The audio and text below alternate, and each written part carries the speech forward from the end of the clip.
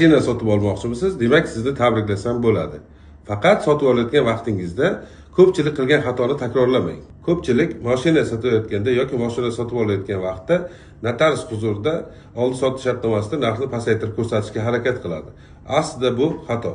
Avtomashina sotayotgan odam doim qo'yilgan narxdan soliq chiqadi deb o'ylaydi va soliq chiqishidan qo'rqib, avtomashina narxini notariusga past qilib aytishga harakat qiladi.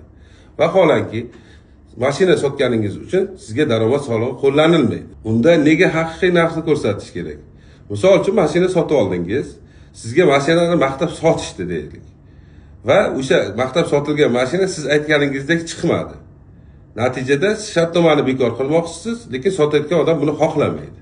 Ya'ni o'rtada nizo chiqadi. Siz bu holatda sudga murojaat qilib, oldi sotish shartnomasini bekor qilishingiz mumkin bo'ladi. Oldi sotish shartnomasi sud tomonidan bekor qilinsa, siz shartnomada ko'rsatilgan pulni olasiz. Har doim mashina sotib olayotganingizda haqiqiy narxni ko'rsating.